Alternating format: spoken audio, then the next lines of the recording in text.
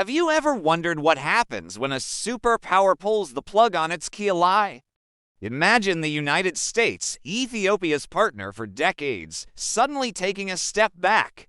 At the same time, its neighbor and rival, Eritrea, is getting cozy with Saudi Arabia in a high-stakes power play for control of the Red Sea. Is this the end of Washington's long-held dominance in the Horn of Africa? Today, we're breaking down this dramatic shift and what it means for the entire region. The geopolitical chessboard is being reset, and the moves being made right now could lead to stability or spiral into a devastating conflict. So, let's dive right into the core of this crisis.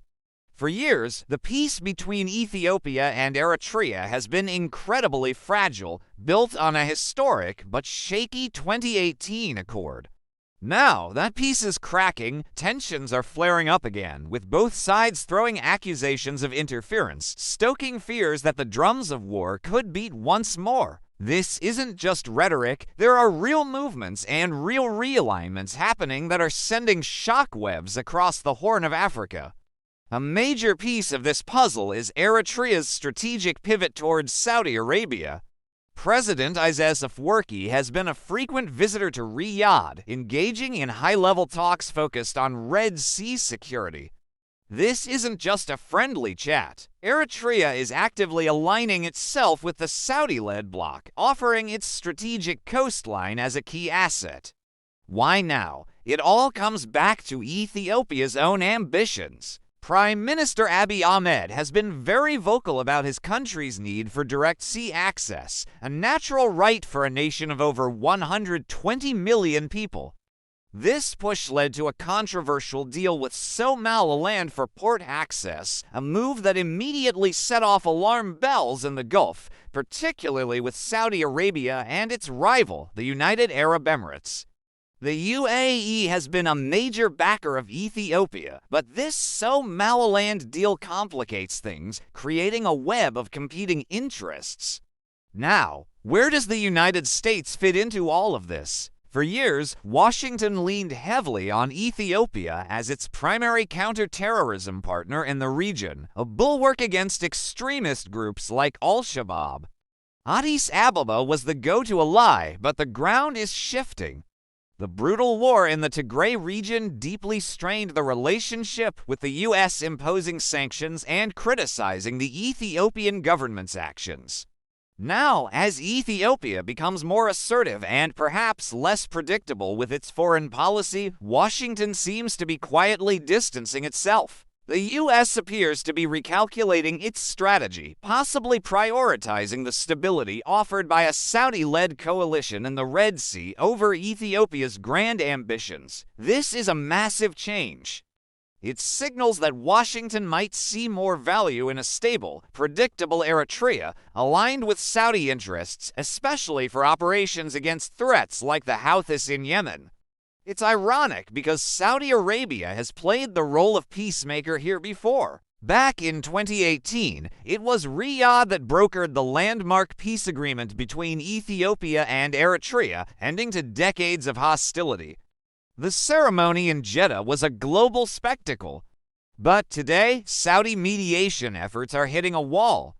The unresolved issues from the Tigray conflict, especially concerning the presence of Eritrean troops and ongoing border disputes, have stalled any further progress. Eritrea seems to have lost patience with the regional diplomatic process, even withdrawing from the Intergovernmental Authority on Development, or IGAD, signaling its deep frustration with Ethiopia's growing influence. At the same time, U.S. attempts to foster a broader dialogue, one that would include other key players like Egypt, to address the contentious Grand Ethiopian Renaissance Dam, have also faltered. This leaves Ethiopia in a very precarious position. It's becoming increasingly isolated on the diplomatic stage. Its traditional Western partners are wary, and its regional rivals are being emboldened. On top of this, the country is grappling with severe economic challenges, including high inflation and debt, and the ongoing dispute with Egypt and Sudan over the Gerd continues to simmer. While Ethiopia is feeling the pressure, Eritrea is gaining a powerful new patron in the Gulf. This backing from Saudi Arabia gives Asmara significant leverage and a security guarantee it previously lacked. The entire balance of power in the Horn of Africa is being redrawn before our very eyes. So, what are the real-world consequences of this geopolitical shuffle? Let's look at the key implications. First, and most critically, is the battle for control of the Red Sea. Eritrea's port of Asab, strategically located near the Bab el-Mandeb Strait, is now a huge prize for Saudi Arabia. By securing influence over Asab, Riyadh can project power across this vital maritime choke point and effectively counter Ethiopia's deal with Somaliland for the port of Berbera. This gives the Saudis a powerful lever to control trade routes and check the ambitions of their rivals. For Ethiopia, a landlocked nation, this could be a strategic nightmare, potentially strangling its economic lifelines and access to global markets. Second, we're seeing a clear shift in U.S. strategy. Washington is pragmatic. With Ethiopia embroiled in internal conflicts and pursuing a foreign policy that clashes with key U.S. allies, its reliability as a security partner is being questioned. Instead, the U.S. seems to be tilting towards the stability that Eritrea, under the wing of Saudi Arabia, might offer. A stable Eritrean coastline is invaluable for monitoring Houthi activities and securing maritime traffic in the Red Sea. This is a classic case of a great power adapting to new realities, sidelining a fractured longtime ally in favor of a more stable, albeit controversial, alternative. For Ethiopia, losing its status as Washington's preferred partner could have severe long-term consequences. Third, this realignment will create ripples across the entire region. The growing Saudi-Eritrea alliance directly boosts Riyadh's influence in the Horn of Africa at the expense of its main regional competitor, the UAE. The UAE has invested heavily in Ethiopia and its port strategy, and this new dynamic creates a direct rivalry. We could see this competition play out in places like Somalia, where both Gulf giants are already vying for influence. This escalates the risk of proxy conflicts, where local tensions are fueled by external powers, further destabilizing an already fragile region. The Horn of Africa could become the new chessboard for a Gulf power struggle. Finally, what's Ethiopia's next move? Prime Minister Abiy Ahmed is a shrewd political operator, but he's backed into a corner. Facing encirclement by a coalition of regional rivals and with his Western partnerships fraying, he has limited options. He must urgently diversify Ethiopia's alliances. This could mean turning more decisively towards other global powers who are eager to gain a foothold in the region, like China or Turkey.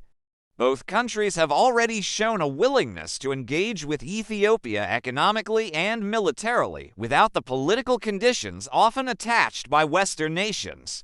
Ethiopia might also try to mend fences with its neighbors, but given the current levels of mistrust, that will be an uphill battle. The choices Abiy makes in the coming months will determine whether Ethiopia can navigate this storm or if it will be consumed by it. The situation is incredibly tense and fluid. A single miscalculation could have devastating consequences, not just for the countries involved, but for the stability of one of the world's most strategic regions. What do you think? Is this a smart strategic move by Eritrea to secure its future, or is it walking into a trap set by larger powers? And for Ethiopia, is there a way out of this diplomatic isolation? Let us know your thoughts in the comments below. Do you believe war could return to the Horn? If you found this analysis insightful, please share it with your network, especially those in the Horn of Africa. Smash that like button if you want a part 2 where we dive deep into Saudi Arabia's full strategy for the Red Sea. And most importantly, subscribe and hit the notification bell for more daily deep dives into global geopolitics. Thanks for watching, and as always, stay informed.